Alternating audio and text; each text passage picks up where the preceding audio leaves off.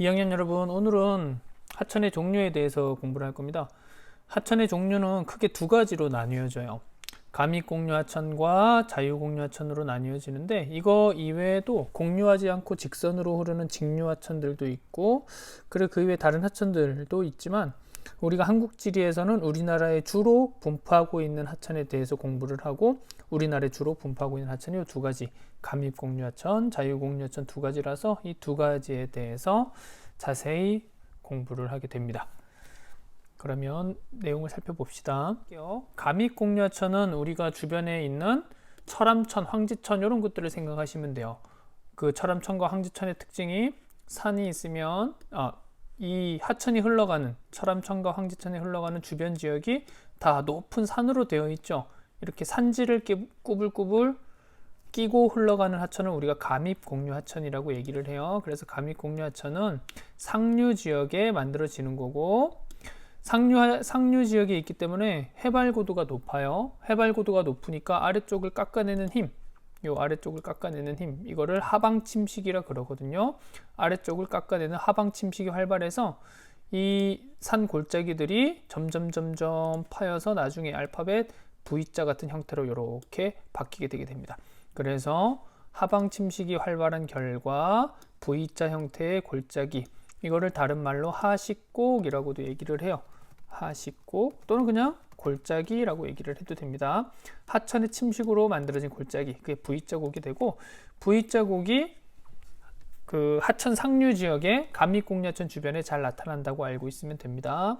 다음에 자유공류하천을 봅시다. 자유공류하천은 하류의 평야지대를 흘러가는 하천인데, 하류에 넓은 평야가 있어요. 평평한 땅이 있어요.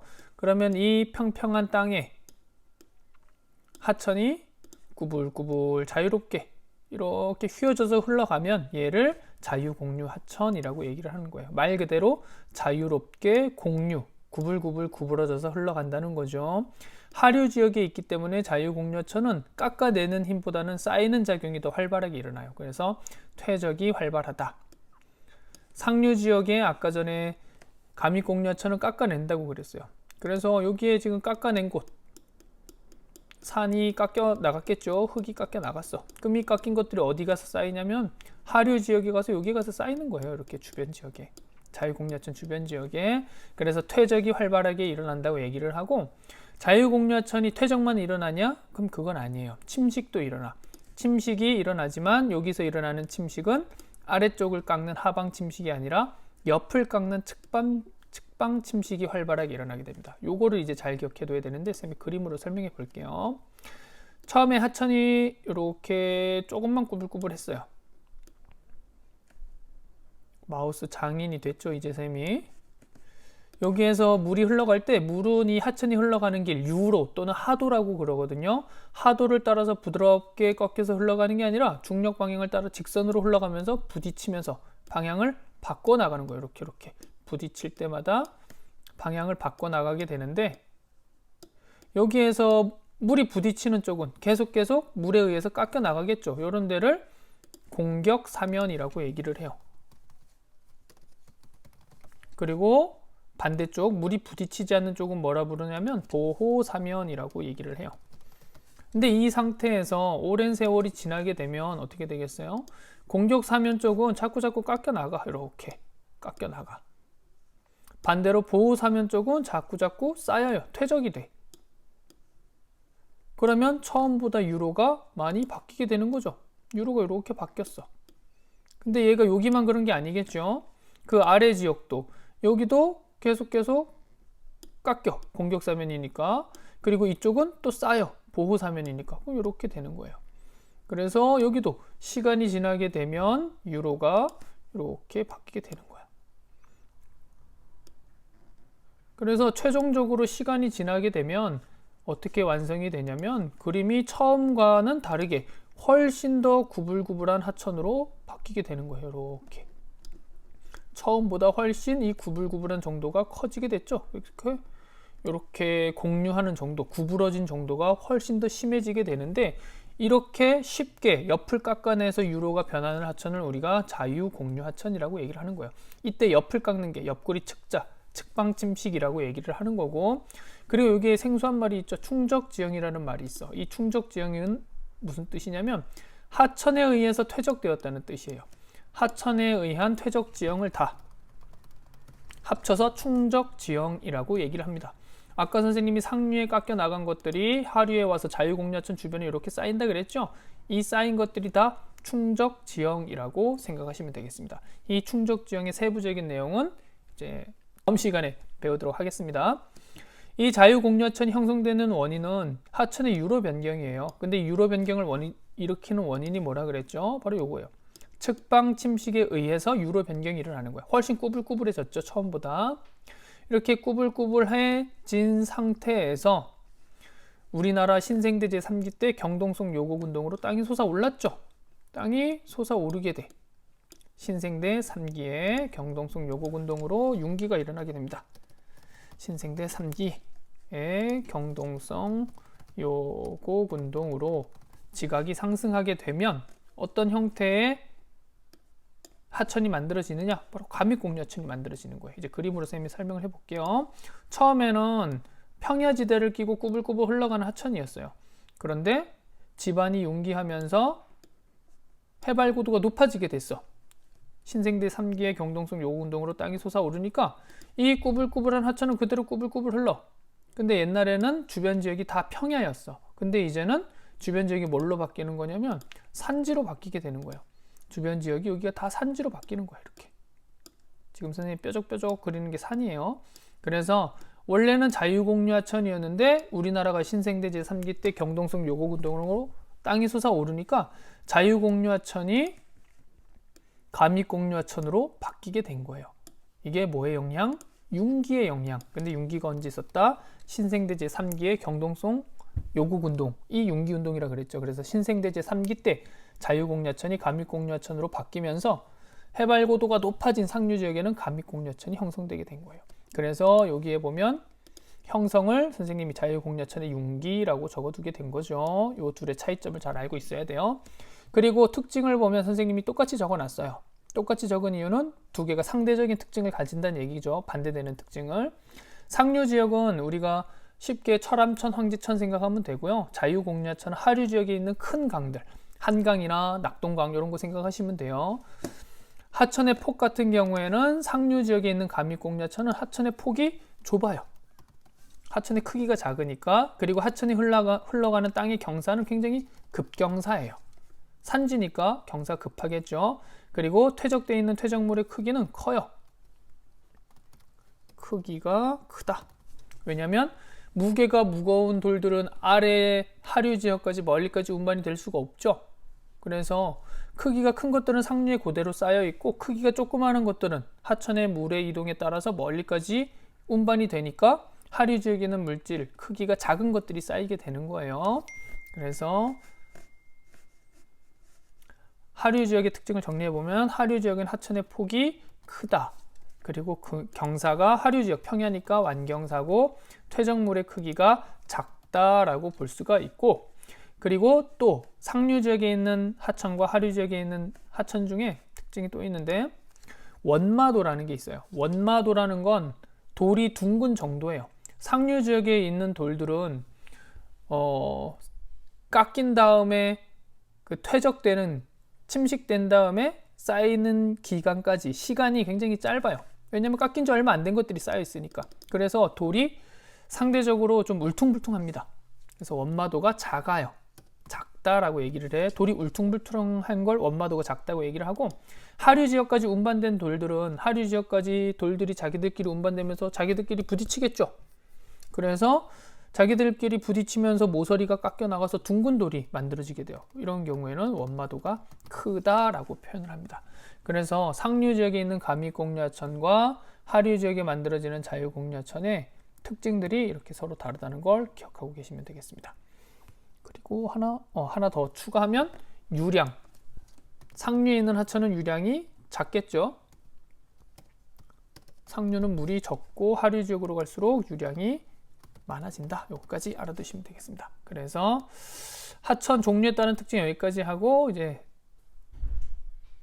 하천의 지형에 대해서 살펴보도록 하겠습니다. 하천 지형은 상류에 발달하는 지역, 하류에 발달하는 지역 이렇게 위치에 따라서 하천 지형을 구분하는 경우도 있고요. 또 다른 경우에는 하천이 깎아서 만들어내는 지형, 하천 침식 지형, 그리고 하천에 쌓여서 만들어지는 지형, 하천 퇴적 지형 이렇게 구분하는 경우도 있어요. 선생님이 먼저 위치에 따라서 상류에 만들어지는 지형과 하류에 만들어지는 지형들을 구분해서 설명한 다음에 이 지형들 중에 어떤 게 하천 침식 지형이고 어떤 게 하천 퇴적 지형인지에 대해서 구분을 해주도록 하겠습니다. 상류에 발달하는 지형 중에 첫 번째 V자국은 이건 지난 시간에 한번 설명했던 거죠.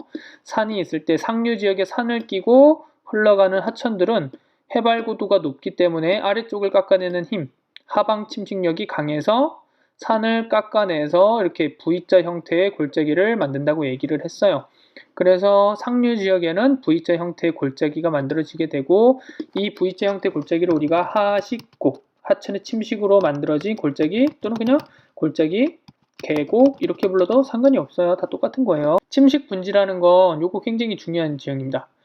침식 분지는 산으로 둘러싸여 있는 평평한 땅을 침식 분지라고 얘기를 해요. 그림을 그려보면 이렇게 생긴 거예요. 주변은 산이고 가운데는 낮고 평탄한 땅이 이어져 있는 이렇게 생긴 지형을 침식 분지라고 얘기를 해요.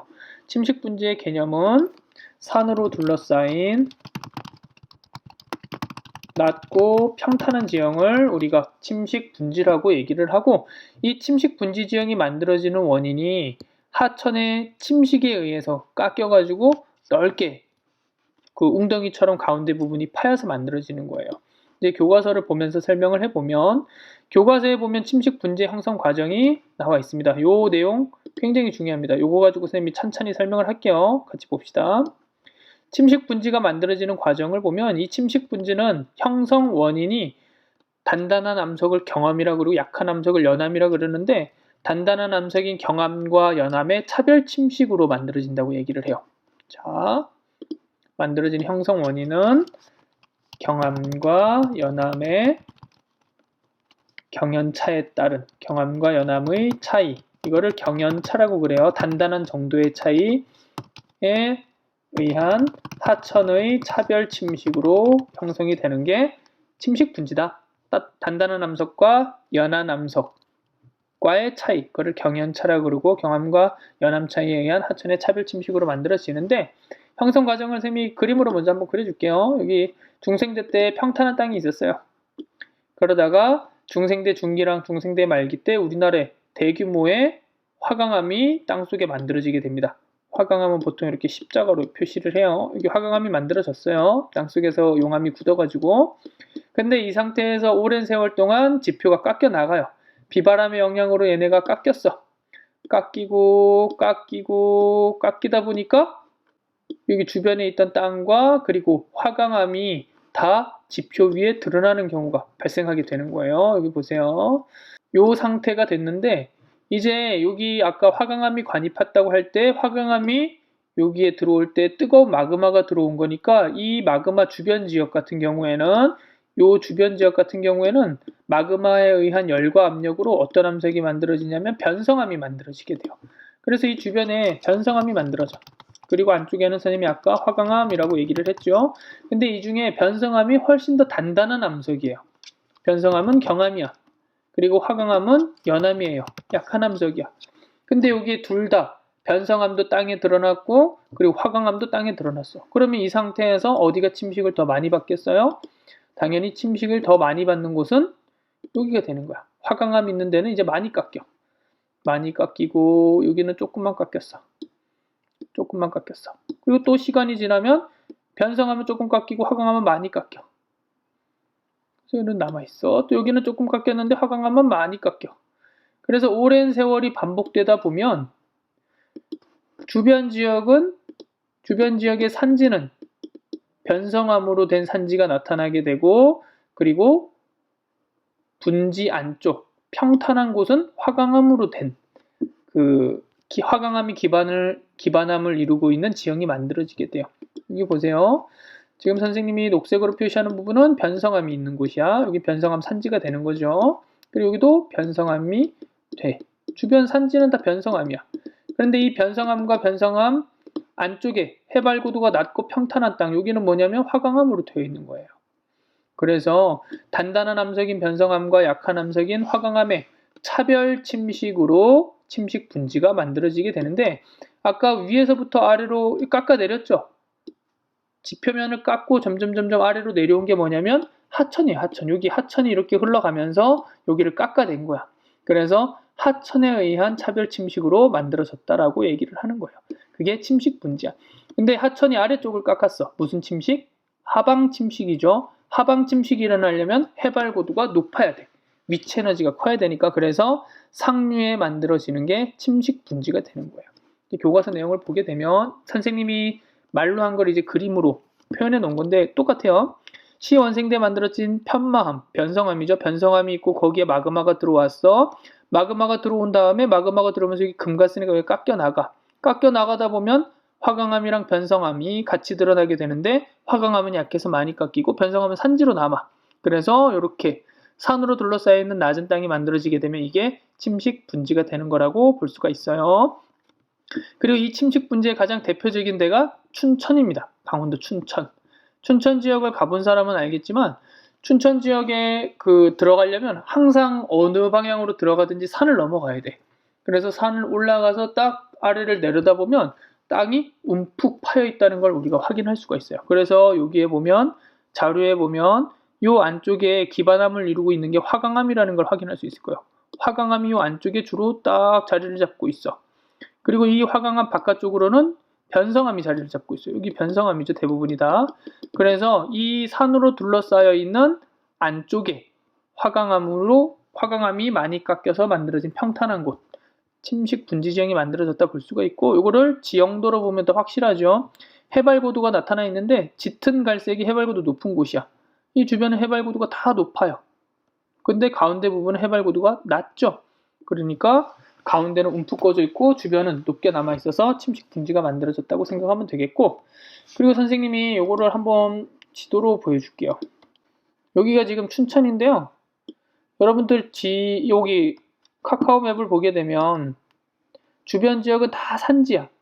회색으로 나와 있는 게 사람들이 살고 있는 건물들이 들어가 있는 곳이 이렇게 회색으로 표현되거든요. 주변보다 고도가 낮으니까 여기 마을이 형성되고 도시가 형성된 거겠죠. 그래서 여기에 주변 지역은 다 산지고 산으로 둘러싸여 있고 가운데는 낮은 부분. 그래서 춘천이 침식 분지라는 걸 쉽게 확인을 할 수가 있어요. 그래서 여기 보면 춘천의 침식 분지 안쪽에 하천이 흘러가게 되죠. 이 하천들이 만나서 북한강을 이루고 있는 거예요. 그래서 여기에 하천이 아래쪽을 깎아내는 차별 침식에 의해서 약한 암석인 화강암은 많이 깎이고 단단한 암석인 이 변성암은 덜 깎여서 삼지로 남은 거. 그래서 이게 침식 분지 지형 춘천이 되고요. 춘천보다 더 확실하게 침식 분지를 쉽게 확인할 수 있는 데가 양구에 있는 해안 분지가, 해안이 바다 해 아니에요. 돼지 해자에 편안할 안자예요. 돼지에 의해서 편안해진 마을이라고 해서 해안 분지라고 이름이 붙어 있는데 해안면이에요. 행정구역 이름이.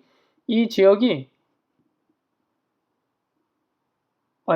이게 북한과 가까워가지고 잘 보이진 않는데, 아까 여기가 춘천이고 이 지역이 지금 해안면이거든요. 해안 분지 지역인데 여기도 주변이 산으로 둘러싸여 있고 가운데가 움푹 파여 있다는 걸 확인할 수가 있어요.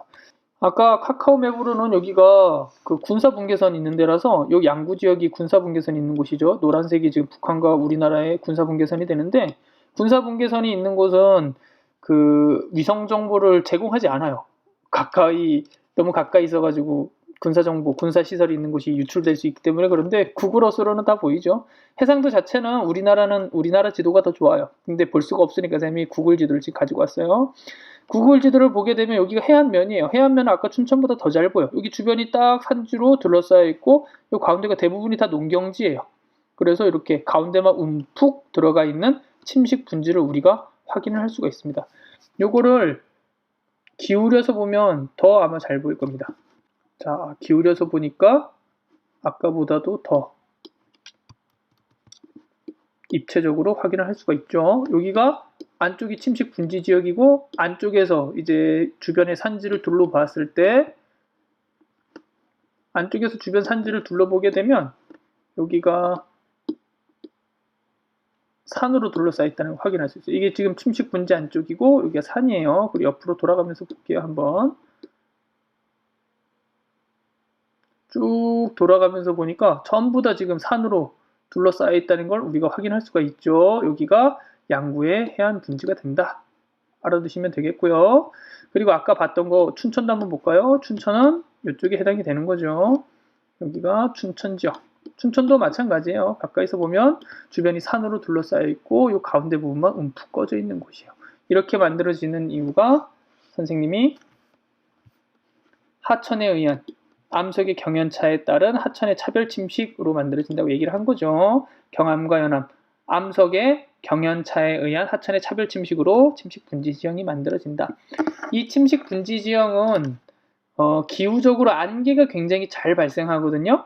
안개가 발생하는 이유에 대해서는 나중에 우리 기후 파트 나갈 때 자세히 설명하도록 하겠습니다.